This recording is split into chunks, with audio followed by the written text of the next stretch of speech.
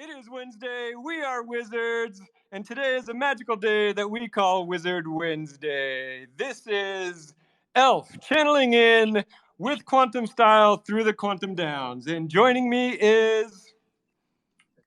Dotta, hello. Hello, and I think we are going to be Sans Bear today, is that right? Yeah, I think he's doing his civic duty. Yeah. Bear's doing jury duty. I can't decide if I would want to be a defendant on with Bear in such a jury. I don't know. It could go good or bad. I really don't know. You know, on the scale of people that you might get as a juror, you could do a lot worse than Bear Snake. I agree. You could do a lot worse than Bear. I hope he heard that. All right. Well, we've got a big show today. We've got a lot of questions to get through. We've got updates. We've got Black Sands updates. And yeah, and we've got cult content. But I think I want to start right off with announcing the winner of the World Wide Web 3 apartment. The World Wide Web 3 team reached out to us this morning and gave us the winner. I'm not sure if they've announced it on their Twitter, but basically the winner is, I think all we know is the holder of Wizards 278, 279, and 8,914 was the winner. I don't know if that really tells you anything, but if you own those Wizards, you won the apartment. Dotta, do you have any more clear information on that? Congratulations to the winner. Yeah, to whoever that is. Yeah. We don't even know their name. But yeah, I mean, somebody was asking about that contest in the Secret Tower last week. So we finally have the information, even if it is a little vague. But the winner has been announced. I think you can probably just go to their Twitter and see who it is. So that's that. And then speaking of winners, Black Sands, we are in week 2 of the race. Just now, the ponies are rounding Allesar's Keep. As we all know, Allesar's Keep sits on the delta of Omega Oxbow and Kelpie's Bay. It is the epicenter of maritime trade for merchants all over the Runiverse. And it's believed that the eccentric wizard Allesar controls 80% of all trade at this port. You know, it's funny. I was looking at the collection today, and I was trying to figure out who is Allesar. There are, in fact, 2 Allesars named Allesar of the Keep. It could be either one of them. It could be a totally other Allesar who owns this keep. But I think it's honestly still a mystery. But regardless, in first place is Dragon, who owns the pony Futuristic Mechanic. He has outpaced Oz with Galactic Stallion, who was in first place last week. And then coming right up on their hooves is Sharon with Radioactive Bridle. My pony got lost in the city streets of Callista's Citadel this week. Callista's Citadel is quite confusing and labyrinthian. I think my pony's GPS was broken after running through the Omega Oxbow last week. Legatus just told me this morning that there's no bridge over this river, and the ponies just run right through it. And so now I'm in 68th place, and Bear is in 64th place. And this is an absolute outrage, and I blame the Hall of Cats. So I'm going to see what I can do this week to catch up, probably play some Runes TCG. I have also learned that Black Sands has announced that there is a prize for last place, in addition to first. Hey. Yeah, but Dotta, Good for me. I don't even think you can get that because you're not even in the race, are you? If I join now, I'll be in the back, right? Maybe, actually. Yeah, maybe. So yeah, you might be able to win the last place. A few other Black Sands announcements. So I actually learned today, and this is probably old news that everybody else knows, but that I'm just now learning is I thought that in order to play Runes TCG to get points for your pony, it had to be like on a certain calendar. But no, you can jump in literally any time of day, any day. Just connect with the wallet that holds the pony that's in the race, and of course that holds your Runes TCG cards, and then points will automatically be accrued to your pony. So it's pretty simple, honestly. Um, and then another Black Sands thing is Farrell County is looking for some help with the Baby Wizard School of Black Sands. Farrell County is looking for a school stable master, a basketball coach, and a fencing coach. Yes, they are letting babies play with swords at this place. So DM Farrell County for more information on that. And with that, I think we should jump into cult questions. I know that Merlin was going to talk about NFT World. So Merlin, if you're here, hop Yeah, on I up. think he said he's coming up at this on the second half of Wizard Wednesday. Yep. Okay.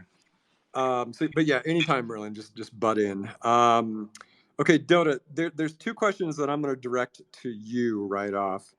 One is asking about any more information about questing, and then the other is asking about WinGoblinTown Discord. And I guess I'm just going to ask for general GoblinTown updates. So whichever one you want to talk about, go for it. Yeah. So GoblinTown is still full steam ahead. It's an entire video game, which is ridiculous. We've got SPZ who's been helping with us. He's submitting like just tons of code every week, and then we've also got two other developers helping us. One from the cult, and then we've got myself, Niski, the team, all kind of pressing on it. So we've definitely had to do kind of a lot of iterations on the mechanics. It's one of those sophisticated economy games, and we kind of learn new things every day that we play. We learn new things about how we want to do the UI. So it's still progressing along. I think we'll open the Discord when it's ready, which is not today. But this week we were working on basically you get crates which will contain a variety of items: settlements, roads, cards, screelings, and if you're very lucky, maybe a boss or two. And then we were working on opening crates. That's mostly done. We've been working a lot on the card systems, and when you get into battles, you'll have cards that you can play to kind of defeat your enemies. And then we also actually this week we're like toying with the idea of even having teams and basically factions, right? You'll be able to kind of pick a faction when you join the game. Maybe you'll be able to switch. We'll see. And there will be both like political and potentially economic benefits to being part of the right team, as well as maybe even starting your own. So, yeah, so I don't know when we'll open the Discord necessarily, but I can tell you that that's like pretty much my whole life is working on GoblinTown at the moment. And we're still pressing on it. Dota, let me interject for a second. You might hate me for saying this.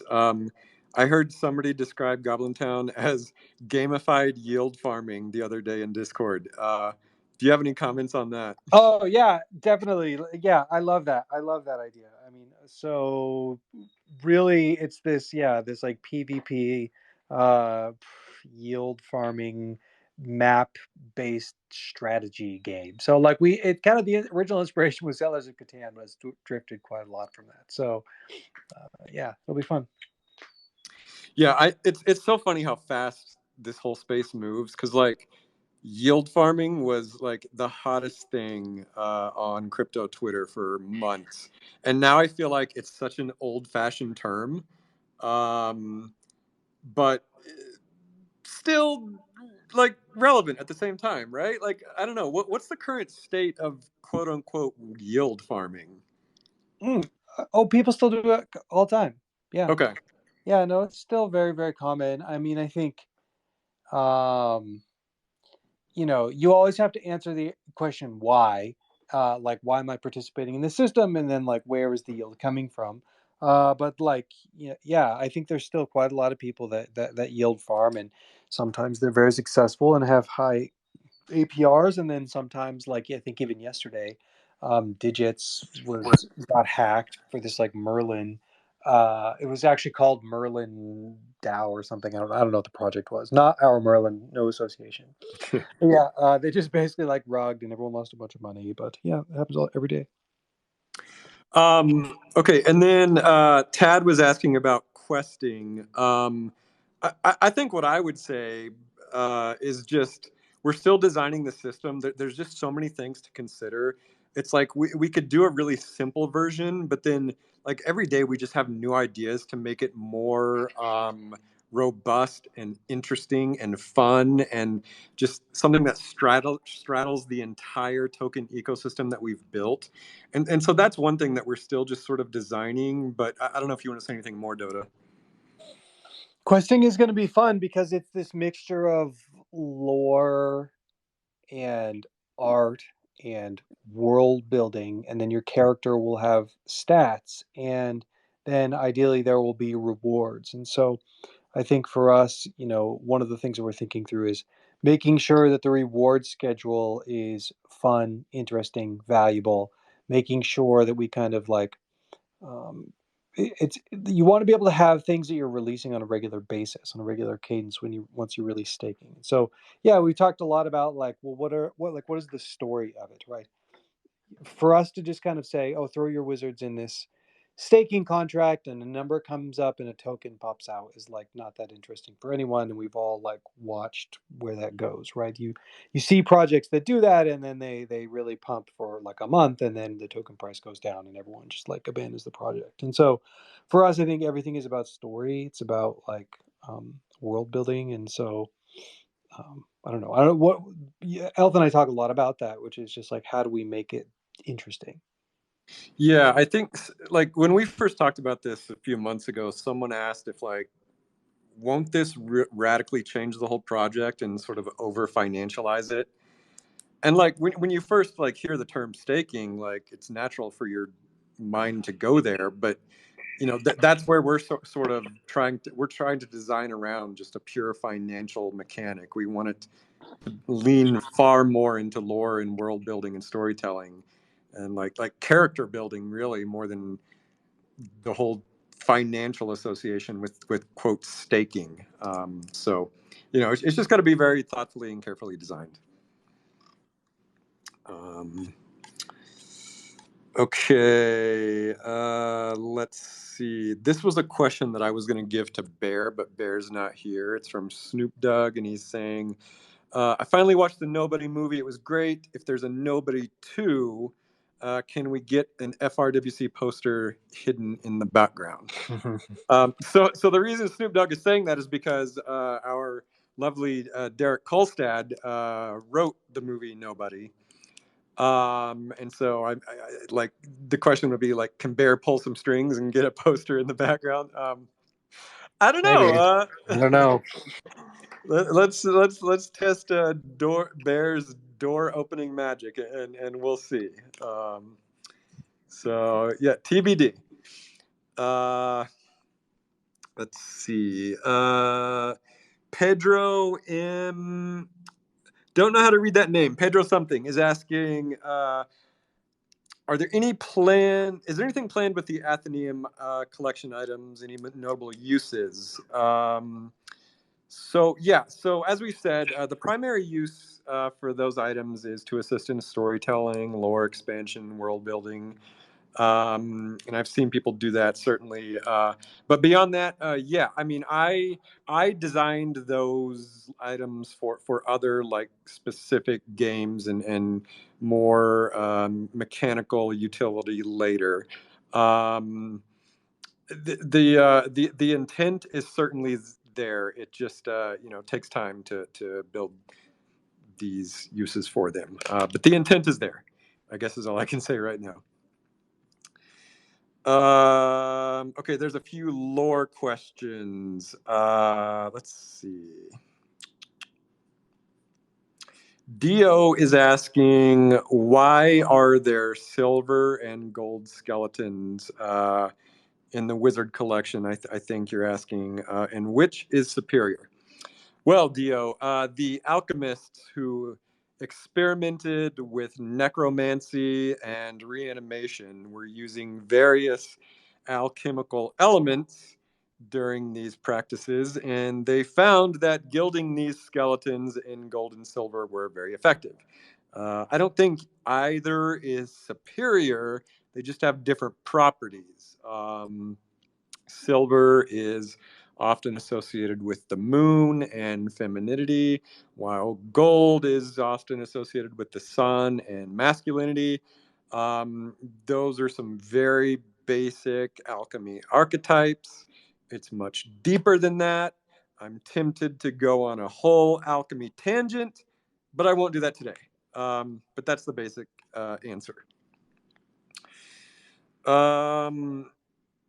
Oz is asking a really fun question. Who built the Secret Tower? And I think Woz, the one who rings, was asking this on Twitter the other day, and I said it's a secret.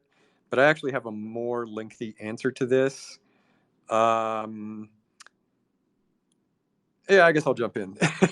So, okay, so the day of summoning, which occurred in the IRL physical reality timeline, was June 30th, 2021.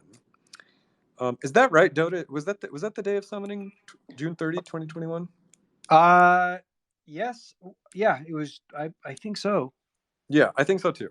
And so the Secret Tower was put in the Runiverse through the vector of the internet, aka cyberspace, aka metaspace. The intention was to build a bridge, a portal between these two worlds, the Runiverse and our physical reality.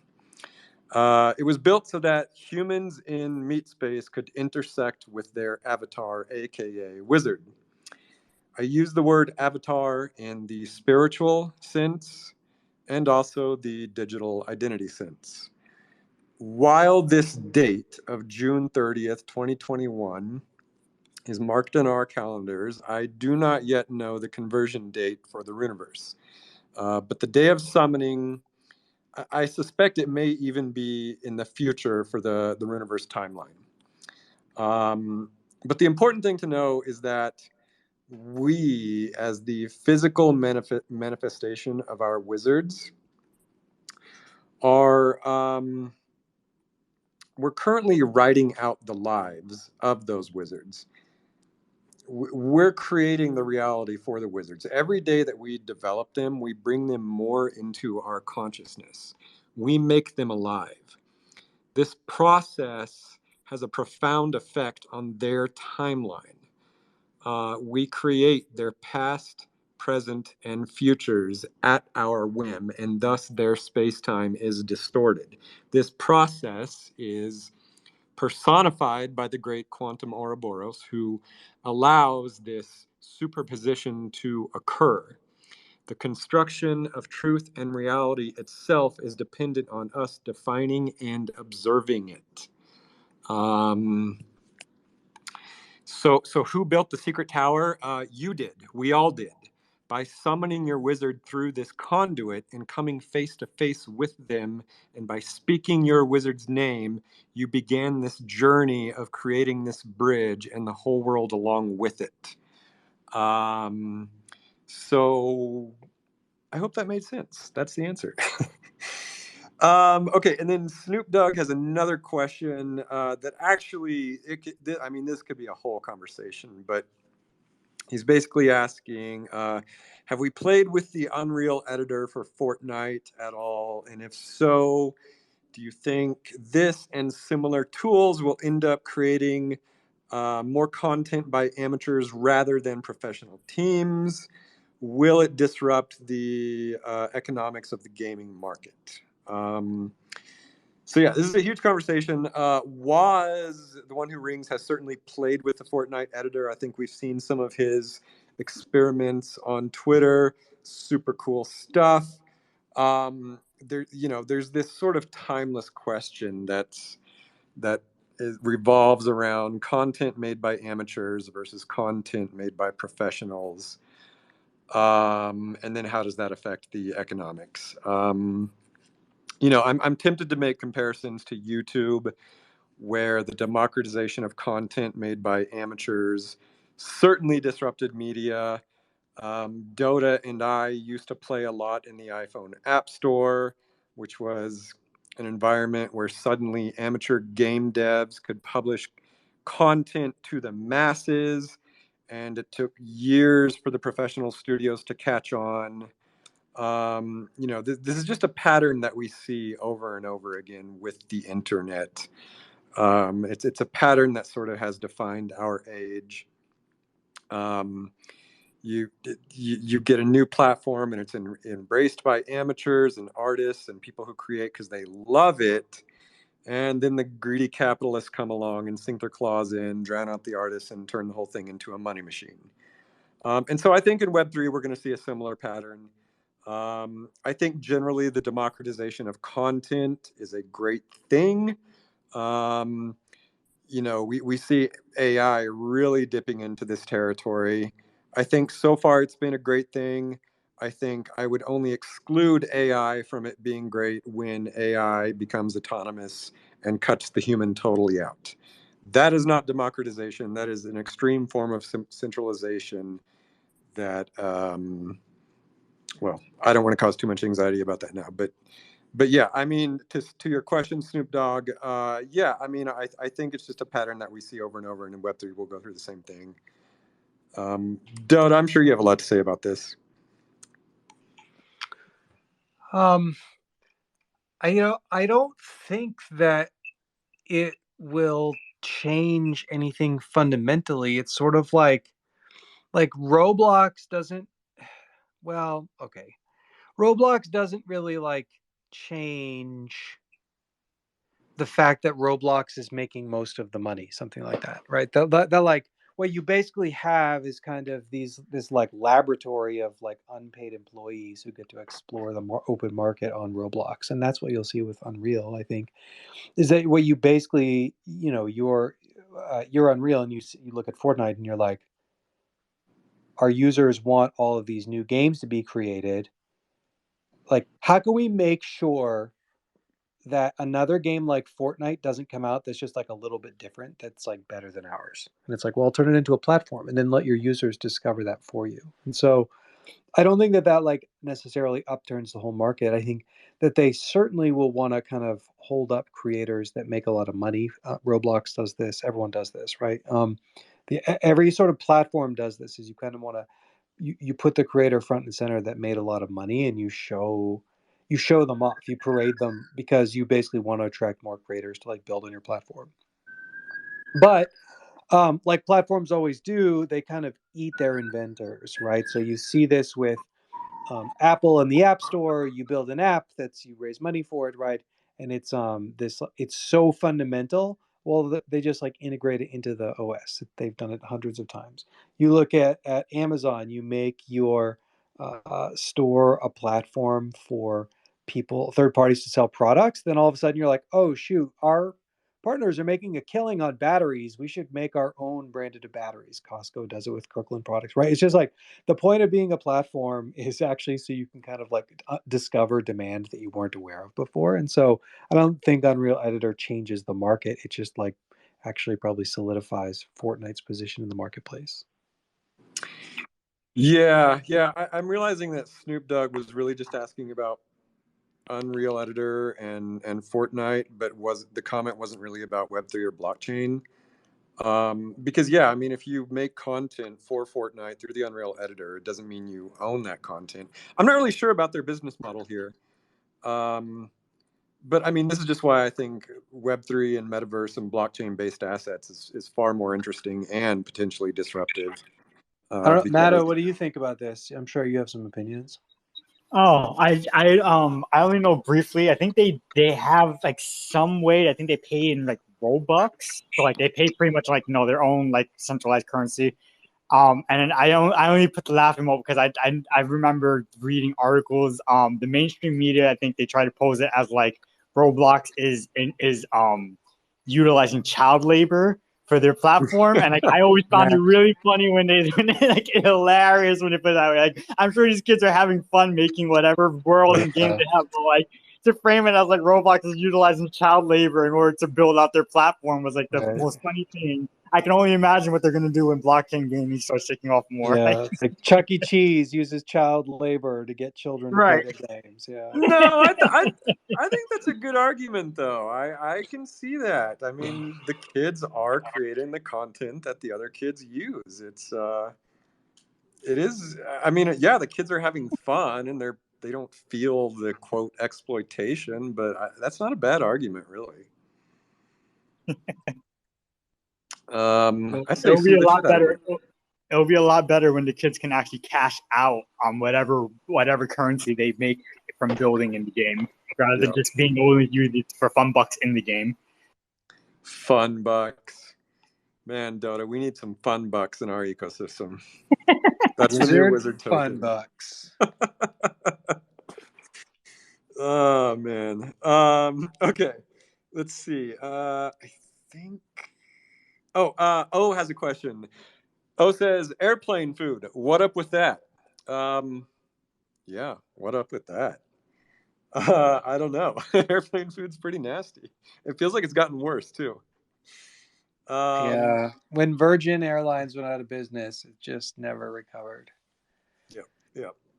And then O is also asking when 3D models. I'm glad you asked, O. Okay, 3D update. So 3D models are done, believe it or not.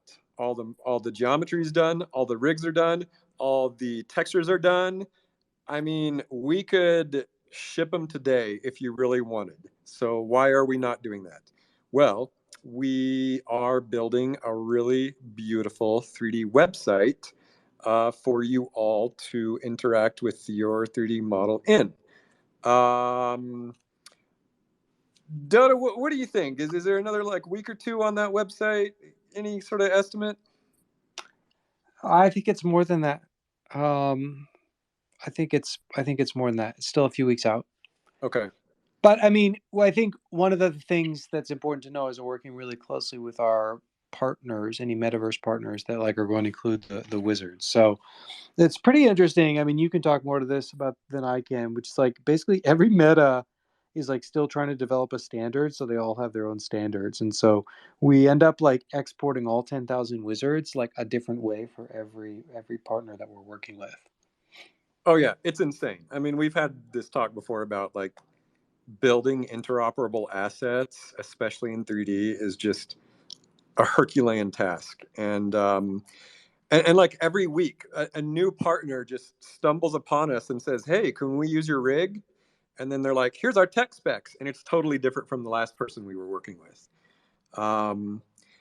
And so far though, we've been able to meet all the tech specs. Like we built the base rigs in such a simple enough way to be able to adapt to these different platforms, I guess.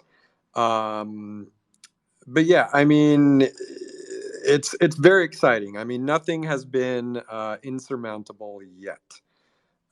It's just more of like an organizational thing at this point. But it's still very exciting. So yeah, the 3D models are done. I mean, honestly, like if somebody really wants theirs right now, DM me and I could probably give it to you. But as far as like officially releasing them, we're still just building the website.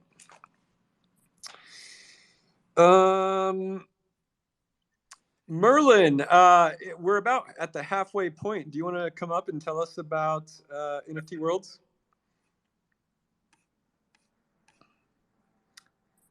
I don't even know if he heard that. I do see him here.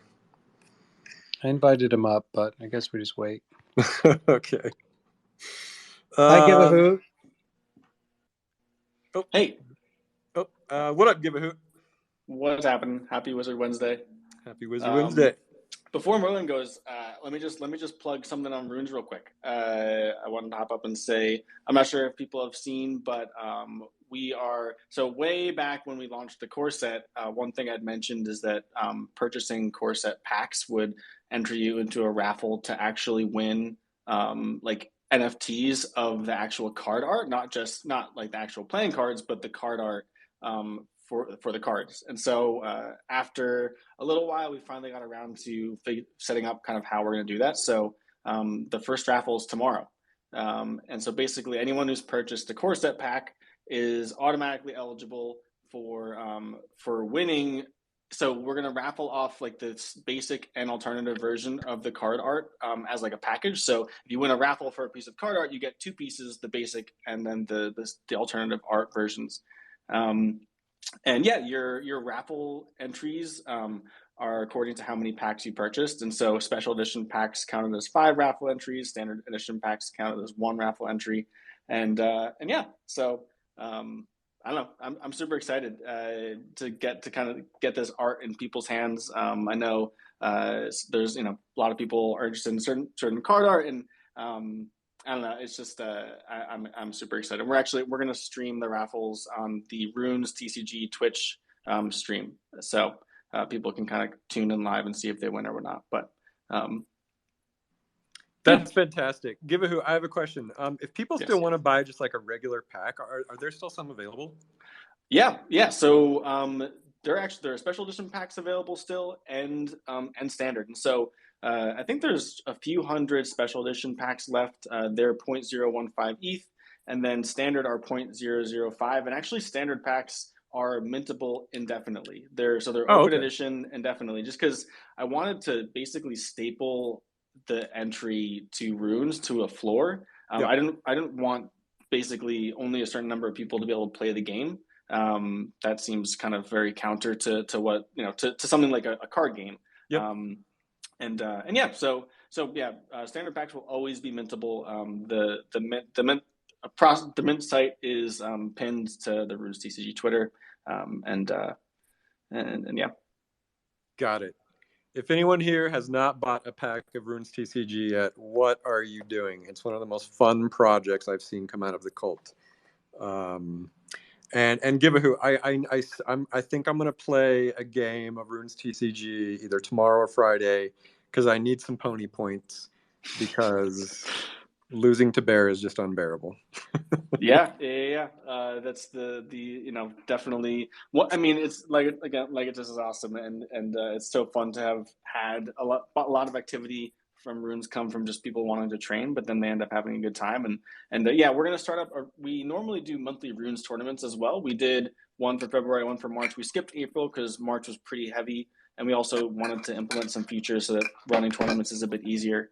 But we're planning on getting started either next month or the month after. I'll keep you all posted. And yeah, yep. But and so also one other. So if you do win a piece of card art, then you'll have 5 days to claim it. I don't want to kind of send a piece of card art to an address that's not going to really be around to notice it. I'll be blasting every social just to make sure no one actually misses it in case they're But yeah, just also wanted to throw that out there. And yeah, that's all I got.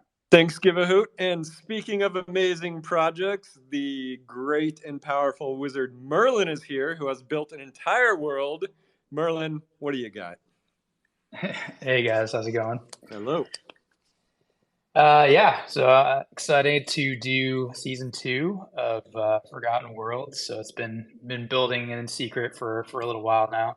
But quick shout out to Waffle Talk and Space Boots, and really to everybody in the call for tweeting out some of the trailers that we had on Twitter. That was very cool. But yeah, we're gonna launch right after Wizard Wednesday, and this season, season 1 was pretty competitive. Season 2, we're going to focus more on creativity and then cooperation as well. So the way that will work is we're going to kind of do a week by week schedule. Week 1, you may have seen that we're going to do a wizard tower building competition. So put your creative wizard hats on, and what we're going to do is I don't know how we're going to judge it yet, but whoever the winner is, we're going to get a pretty sweet warrior. And then we have prizes for 2nd and 3rd place. And game-wise, when you get in the game, there'll be myself and other people there to help you. We've had a bunch of play testers helping out. And If you're not familiar with Minecraft, we'll be there to kind of guide you along the way, or we have the Forgotten Worlds channel in the Discord also. But basically, what you get when you start is a wand and a protection stone. So you'll drop the protection stone on the ground, and that'll kind of protect your tower from getting raided from other people.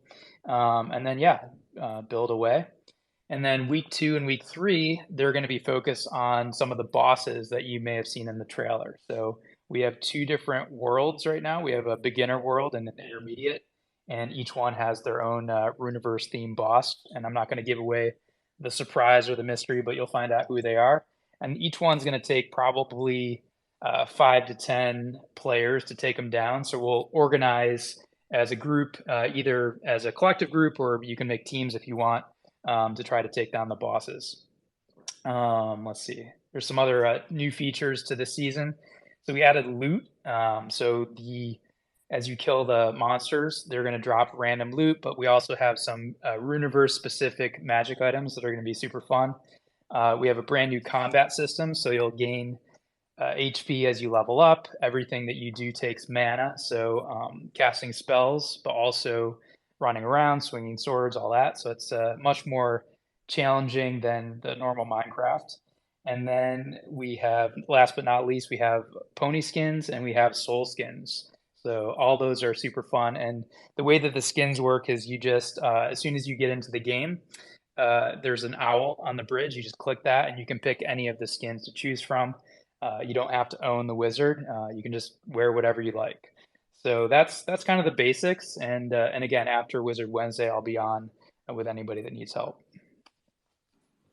I cannot overstate how impressive what you built is. I mean, just looking at that trailer, I'm left speechless. And what I really loved about this particular push is the bosses.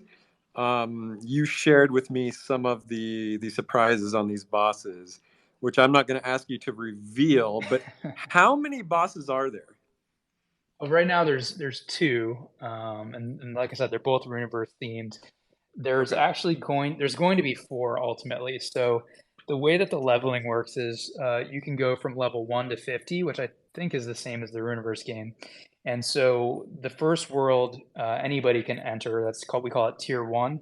And then tier 2 is when you hit level 15, you'll get new spells and you can enter what you call the tier 2 world, and all the monsters are harder. And the way that the bosses work is there's a teleporter hidden in each world. So you're going to have to find the teleporter, and then that will take you to the bosses, the boss battle, basically. But bosses 3 and 4 haven't been installed yet. They'll probably come in the next month or 2. Amazing. I love that you have ponies in there. Like 3D ponies is something I am dying to make. I don't know if Dota will let me, but Go for it. I love it. Okay. Yeah, I'm so jealous, Merlin, that you already have ponies made, let alone bosses. Yeah, the ponies are actually super fun. You'll see them roaming around when you get into the server. Right now, it's just Java. Oh, this is the other thing. So right now, it's you have to buy and install Minecraft for PC or Mac. But I've been talking to the NFT Worlds guys, who I think is one of the other few projects that's kind of building in secret and making a big comeback. So they got rugged by Microsoft, so they said they couldn't use Minecraft. So they ended up building their entire own version of Minecraft in Rust. And one of the cool things is that they're going to release, I think in about a month, a browser-based version of Minecraft. So you don't have to buy it, you don't have to install anything, because it's kind of a pain in the butt to get Minecraft even installed. And so we're going to work with them to make it compatible with their new browser. So basically anybody can just jump in the browser and play, but that'll probably be in about a month. Amazing. I love it so much. That's so cool. Yeah. That sounds amazing. Real quick, so I just went onto the your Muse site for Forgotten Worlds. Just want to confirm. So to get started, you have to buy and download Minecraft. But then all you have to do is go to like multiplayer and add the server URL and then hit play. That's right. Yeah. Yeah, I don't know if there's any excuse aside from obviously having to buy Minecraft and have a machine to run it to not play. I like literally I have no excuse. I'm doing this tonight. Do it. I think you you might. should- I think you might even be able to use like an iPad or iPhone. It's not going to be fully functional, but I think you can walk around. I think do you still need to do anything special to get the hats? I remember before you had to like I think you had to download something or connect through the app or something. No, so originally the original idea was that you would only be able to wear the skin of the players that you owned, which was kind of a NFT Worlds integration. But we decided to take that out just so that you can. And really, this is for not just for us, but I want to try to onboard like non cult members, get them in, get them playing the game, and so. You can pick any number from 0 to 9,999 and play as that wizard or soul. Yeah, that's awesome. I gotta say that your version of the Secret Tower is probably the most beautiful version of the Secret Tower I've seen. And I include my own original pixel art. I include the CG version I put on my Twitter just a few days ago. I mean, the Secret Tower in this style is just absolutely stunning. Beautiful. Yeah, Yeah. it's fun. There's also a couple different Easter eggs. One of them is in the Secret Tower. I won't give it away, but it's fun to just walk around, which I know Bear used to do, just kind of browse around the world. I love it. I love it. Awesome. Well, thanks, Merlin. Just absolutely, just mind blowing. It really is. I mean, talk about world building. Yeah. Well Well, done. I'll see you guys in there. It's gonna be fun. Awesome. Okay, I'm actually seeing two more questions that I could touch on in the Secret Tower. Legatus is asking, how does the Sandman look? Legatus, he looks with his eyes. Zalasol is asking, at one point, did you mention dragons and time have some kind of correlation? Is the quantum Ouroboros considered a dragon? Yeah, that's an interesting question. So, I mean, the Ouroboros is not something that I created. It's a pretty timeless symbol that is often represented by snakes or dragons, sometimes one snake eating its tail, sometimes two snakes or dragons eating each other's tail. I chose the double dragon in this case because it just was a nice parallel for the two worlds that we sort of straddle as we interact with our digital identities, our divine avatars, the wizards. I would guess that the ancients sort of chose dragons because they are sort of this pan-cultural, timeless symbol that have existed long before human beings even walked the earth. I mean, some people considered dinosaurs dragons, and so I mean, they were on the planet before we even were. So it's just a very deep and powerful symbol. I haven't really sort of formulated a ton of thought on it, but that was just sort of my first thoughts when I read your question. I'm trying to see if there's any more questions. Dotta, how's your experiments in AI going? It's so fun. On this topic of world building, one of the things that I've been playing with is, I really want to be able to have almost like how you might think of, I want to have a world generator and to be able to use that in kind of any form that we want to. So whether that's looking at like this Google Maps style in your browser, or whether it's like playing an RPG, or or doing like a 3D world where you actually can just walk around. I think that like What I basically want to do is be ahead of world building in our technology, such that like as soon as kind of the the art generation is possible, we already have an entire world laid out in a sensible way. So, for example, one of the things I was sharing last week or a couple weeks ago was the large lore machine. We've made some pretty good improvements to that. I'm still like thinking through how we could get it into more people's hands. I mean, we still need to save. We still need to be able to like authenticate to people who own tokens, just because the GPT APIs are still quite expensive. But one of the things I was experimenting with today was I'll have it generate a set of locations, and I realized that it didn't really have any sort of um, like placement between those locations. And so I was working on developing that, right? Meaning, so let's say that I generate locations within Aldo's Isle, and I want to know, okay, there's the Driftwood Tavern, there's Aldo's Keep, there's Anchor's Cove, and there's the Pirates Market, right? Which you can come up with those things in descriptions and the smells and the scents and items and legendary items and inhabitants, and all that is like very, very delightful. But really, what you want to see is you want to see it kind of on a map. Um, and so I realized this week actually that you can ask GPT, how big is this area? Here's your description of what the Pirates Market looks like. How big is it? And it'll say, oh, well, I think, a typical market would be, around 1,000, let's say, well, maybe it's something like 100 meters or something.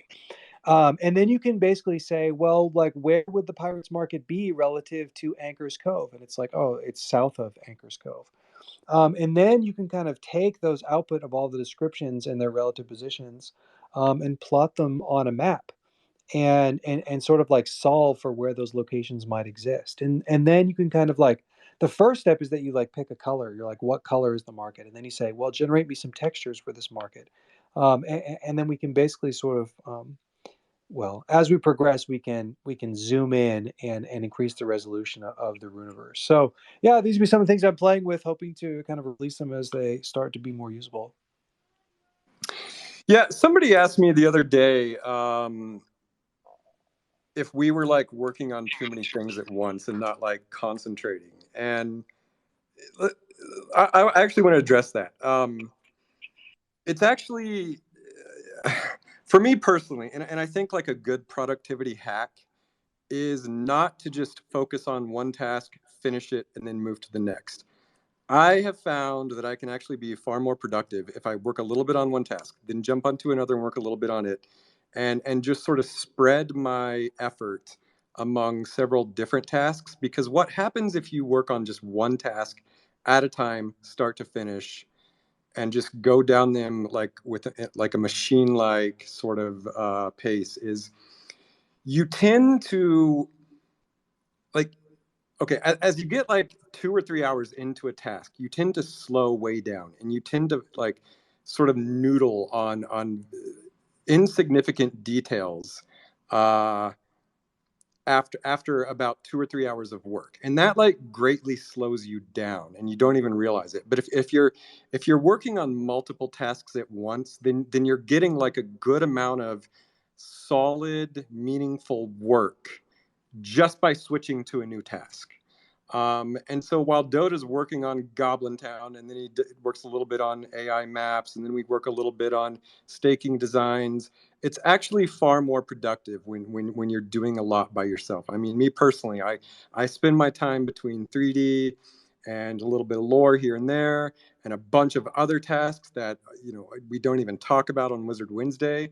But I just like, if I don't know, if anybody thinks that we're Yeah. spreading out too much, we're actually not. Like, this method is deliberate.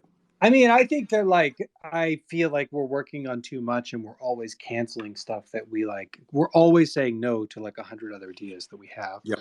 Yep. I think it depends a lot in terms of like where you are as a company. It depends on like where you are in the hierarchy, right? Because I think that like, if you sort of like, there is a role for a person being focused on one thing and then completing that one task and shipping until it's done. But at the same time, I think at, let's say, the executive level, that's not always true. You're Yep. always juggling quite a lot of balls. Your your favorite person and business hero, Peter Thiel, has a philosophy that he was well known for at PayPal, which is he would only give his subordinates one task and one task only, and it was their hardest task. And he would refuse to talk to you about anything else other than your one task. And his theory was basically that people will fill up their time with the insignificant, easy stuff instead of spending time on their one hard thing. So, you know, so I think it just depends on kind of where you. This sort of advice is always so relative, I guess is what I'm saying. Yeah, just for the record, I loathe Peter Thiel. That was a joke. I Yeah, just want that's to a make that joke. clear. Sorry. Yeah.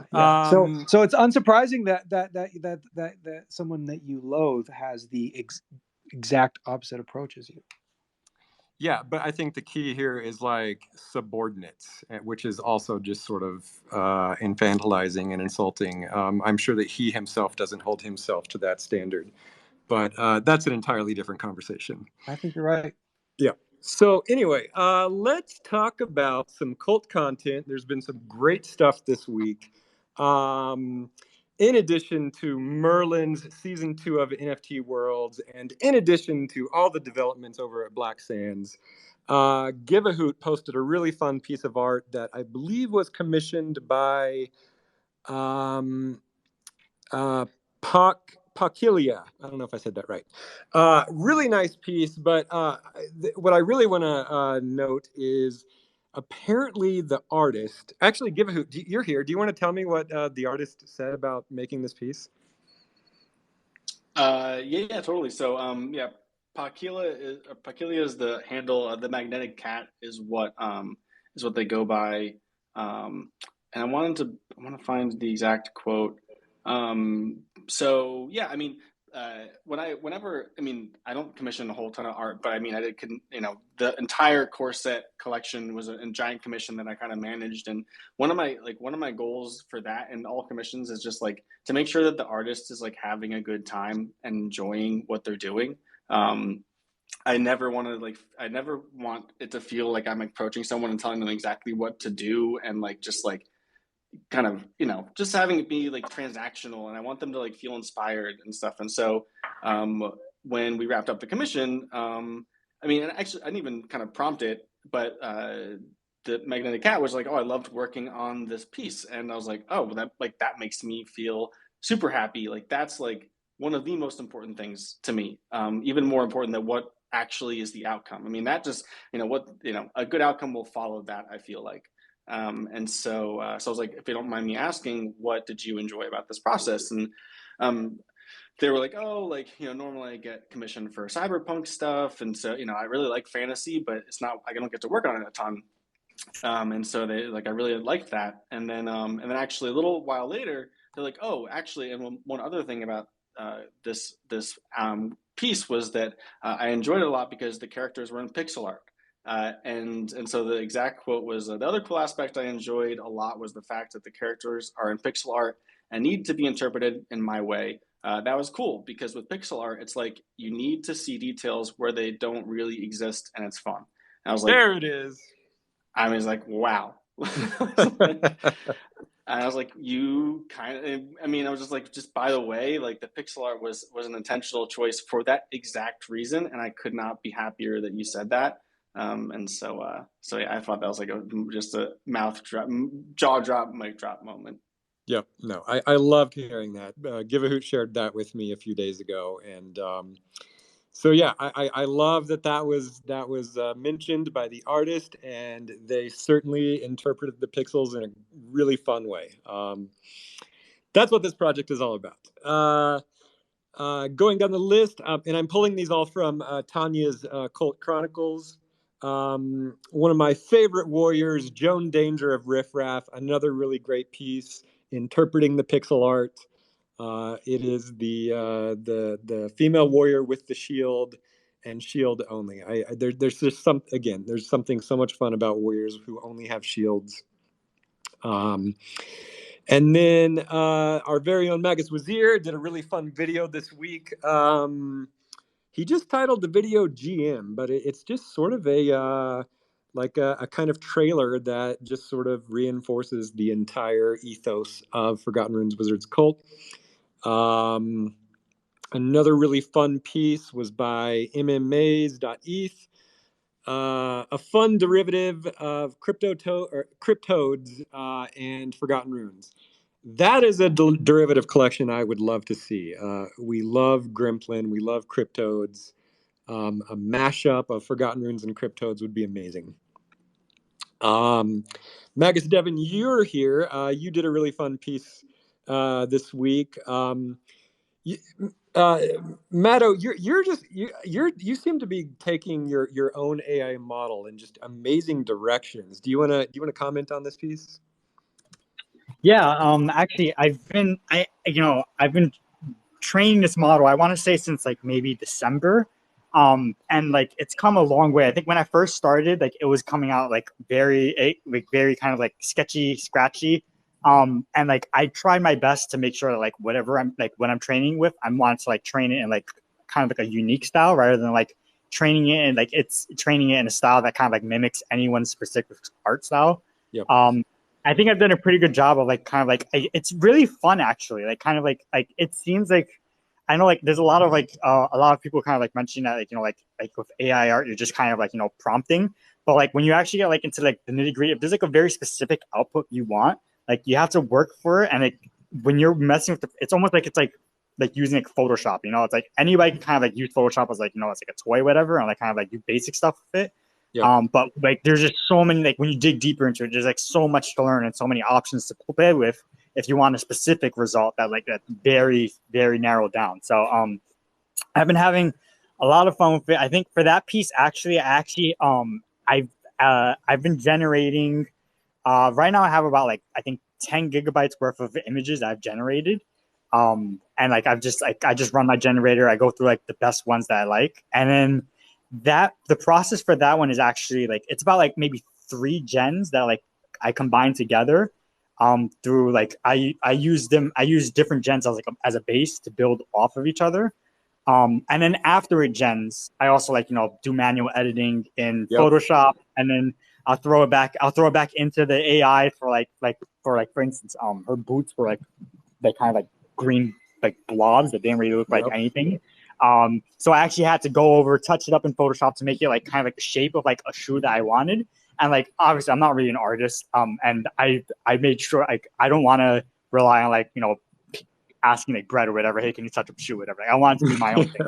So like I made sure like I'm stubborn, so like no, I'm not gonna ask anybody for help. I'm gonna like see how I can do this with just AI, So just kind of like make the general shape of the shoe and then throw it back into the AI. And like there's actually like tools that you can like it's called in painting. So like if you don't want to do the entire image, you can just like touch up a small portion of it. So like I highlight pretty much the foot area after I make the shoe shape, and then I put in the prompt like this is supposed to be a shoe. And then generate a few iterations over it until like it looks similar to what I want, and then edit it back and forth. So it's a big process, getting through it. And I'm actually pretty happy with the outcome of it. And like I think a lot of people who are like rejecting it as like a tool to like aid in their art, like I really want like to understand like this can be so much helpful for your workflow if you just recognize that it's more than just throwing in prompts. If you really want to use it, it's a whole new tool out there that can really expand your options on how you can show off your creativity. So yeah, I'm pretty happy with it. I totally agree, Matto. I've been using AI a lot more lately, and there's a big difference between just anyone typing in a prompt and getting something versus like an artist using it as just an aid, because that iteration of getting an image and then refining it and then putting it back through the AI and then refining it again. Like if you use it as an artist or an art director, it's pretty robust, and it's quite different from just a simple prompt. Yep, it's really cool. Yep, and I've had people kind of like ask me a lot about like how to like create models, and like train models. I've put some guides in the Discord, but like it's kind of text heavy, so I'm trying to like condense it in a way that's easier. I think I'll be able to update that like maybe later this week with like pretty much like if you just want like something to like just get your feet wet, here's how you can start training models with. But But yeah, it's fun, and I want to say that like it's probably something that like when you first train your models, it's probably going to come out like very overcooked, and not quite how you want it to be. But it's like a learning process. Nobody really knows. Like it's kind of like a black box. So like there's no real like these are the settings you need to make like the perfect like model. It's like a lot of tweaking yourself to try to figure out like how to get it to work out. So like if anybody's training their models and like they're not coming out well, I just want to say like, just keep at it, keep adjusting like a lot of like parameters you're using. I have like maybe like something like in the like 40 Magus Devon models that I've been toying around with and kind of like picking best ones and iterating over those. So. And then do you have like a folder of images that you use as the foundation for training? So you have like images that you... Yes. And then do they have text descriptions associated with them in that data set? Yes. So the way that it works out is like you essentially like you build a folder of like your base images. It used to be the case that you actually had to crop them all to the same size of like 500 by 512 by 512, but it's improved since then. So you don't have to do that. There's probably old guides that reference that. So if anybody's reading an old guide, you don't have to change the sizes anymore. It'll automatically find it for you. But yeah, so you get a data set of images and you tag them. So like there's actually tools that like auto tag them. But I think what a lot of people find is that the tools that like auto tag them, even though like they do a good job of giving you some basic tags, if you want to really refine it down, you're gonna have to actually like go to nitty gritty of like going in and manually adjusting some tags. Like for instance, a lot of tags like sometimes they'll put like for spinner in particular for mine for my snake, it'll tag it as like creature Pokemon. And it's like, well, I mean, it kind of understood that it's like a creature, but like I don't want it to like understand that as like a Pokemon and bring up like Pokemon in my gens when I put it in there. So I have to like take those out and stuff. So yeah, each image, you give it like a basic set of tags for like what's in there, and the AI kind of like when you run through the training process, it utilizes like those tags to see like, all right, like like what I would do is I take out like every like everything that's specific to the character. So for Magus Devon, like I'll take out like blue hair, wizard hat, blue eyes. Like I'll take all that out, and I would instead condense into one tag. So like I'm using like Quantum Devon for like my tag. So it associates all those traits instead of like reading them as individual like kind of blobs. It associates every time it's reading those images. It sees Magus Devon or Quantum Devon, Quantum Devon, Quantum Devon again and again. So it recognizes this is that all those pieces. It doesn't need to break them down to individual traits. It knows how she looks like. So then when I actually prompt for it, I don't have to prompt for all those things individually. I just prompt Quantum Devon, and it brings her up. So it's really fun. Cool. Actually. Yeah, it's a really fun process. But it's rewarding when you get it right, and like when you're able to like. When you know that the AI learns the character or learns the style that you're going for, it feels really rewarding that you can just like prompt it all the time. Guys, I have to leave. I have another space booked like 3 minutes ago. Oh wow, okay. You're very popular. Yeah. I'm very goodbye. Late. But thanks, Matto. Chilling out from the Quantum Downs. This has been Elf, Dotta, Matto, Merlin, and all right, everybody. Bye.